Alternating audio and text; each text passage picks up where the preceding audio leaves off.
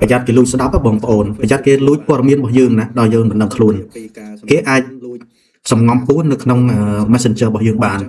ในขนมFacebook บ่ยืมบานบ่แล้วยมใจปีกาสมงอมพูนลุย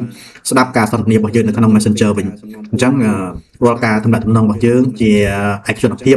បាទអញ្ចឹងមិនគួរត្រូវបានលាតត្រដាងទេប៉ុន្តែប្រយ័ត្នតែគេចូលសង្ងំពូននៅក្នុងហ្នឹងចឹងរាល់ការដំណើរពាក្យសម្ដីរបស់យើងឯកសាររបស់យើងគេអាចយកទៅប្រើប្រាស់ក្នុងអំពើអាក្រក់ណាមួយបានបងប្អូនចឹងសូមប្រយ័ត្នទាំងអស់គ្នាដើម្បីកុំឲ្យមានរឿងនេះកើតឡើងសូមបងប្អូនចូលទៅមើលនៅក្នុង Messenger របស់យើងតើមានណាម្នាក់ដែលកំពុងតែប្រើ Messenger របស់យើងអត់ដែលកំពុងតែលួចព័ត៌មានរបស់យើងអត់ហើយកំពុងតែតាមដានយើងអត់ណាបងប្អូនបាទអញ្ចឹងសូមប្រយ័ត្នមែនទែនបាទអញ្ចឹងដំបូង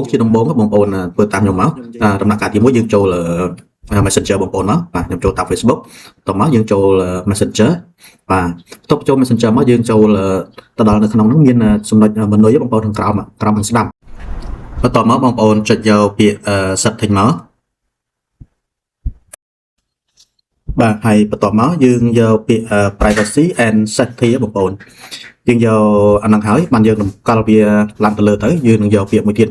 យើងយកពាក្យថា where you are logged in បងប្អូនយកហ្នឹងមកនៅពេលនោះវានឹងមានបង្ហាញនៅចំនួនទូរស័ព្ទឬក៏ចំនួន device ដែលបងប្អូនប្រើប្រាស់ទៅលើ account Messenger បងប្អូនnày តើមានប្រមាណ account មានប្រមាណ device ដែលប្រើ Messenger របស់បងប្អូនឧបមាថាបងប្អូនមានប្រើទូរស័ព្ទ12ទេប៉ុន្តែនៅក្នុងនេះមើលទៅឃើញមាន device 13អញ្ចឹងបានន័យថាមួយទៀតហ្នឹងគឺជារបស់គេដែលកំពុងតែលួចតាមដានរឿងរបស់យើងបងប្អូនបាទនេះជារឿងគ្រោះថ្នាក់អញ្ចឹងបងប្អូន log out វាចេញមកបើឃើញdevice ណាដែលមិនមែនជារបស់យើងបងប្អូន log out វាចេញមក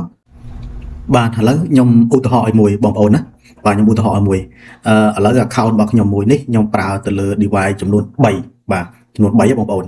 បាទឥឡូវខ្ញុំឧទាហរណ៍ឲ្យបងប្អូនមើលមួយខាងលើទូរស័ព្ទខាងលើខ្ញុំប្រើ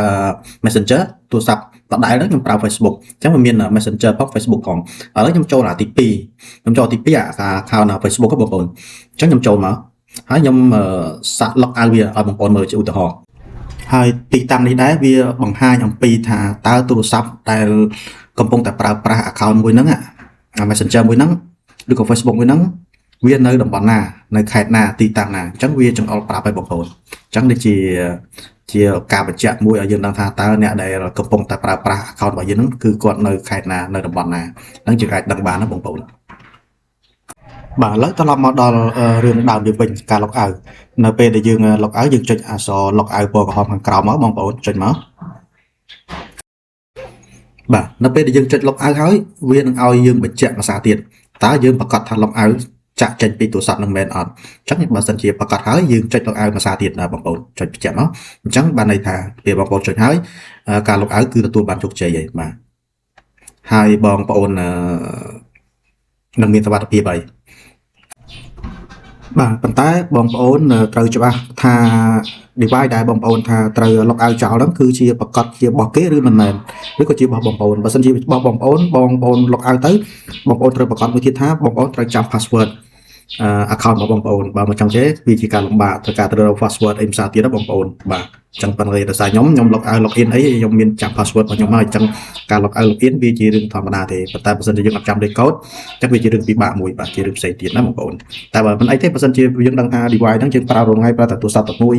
ម៉ាកប្រភេទអីហើយអាក្រៅពីហ្នឹងយើង log out ទៅវាមិនជាការអីទេបងប្អូនបាទអាចធ្វើបានតាមចិត្តបាទអត់អីទេនឹងបងប្អូនមានសុវត្ថិភាពក្នុងការសន្ទនាក្នុងការជជែកក្នុងការទុកឯកសារនៅក្នុង Messenger របស់យើងហើយបងប្អូនបាទអញ្ចឹងសូមជូនទុកស្បាយទាំងអស់គ្នាបងប្អូនក៏មានបញ្ហាអ្វីកើតឡើងដោយសារការប្រើ Messenger របស់បងប្អូនបាទអរគុណសូមជម្រាបលា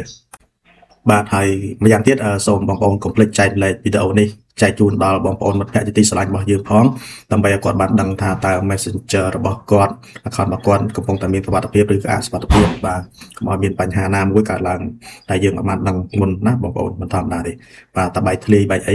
យើងមានរឿងអ្នកត្រូវមានរឿងសម្ងាត់ដែរបងប្អូនបាទតតិចច្រើនសម្ងាត់ទៅសម្ងាត់ធំអីបងប្អូនបាទអញ្ចឹងសូមឲ្យការប្រើប្រាស់របស់យើងឡើងសង្គមមានសុវត្ថិភាពសុខសប្បាយទាំងអស់គ្នាបាទជូនពរហេងបាទអរគុណសូមជម្រាបលា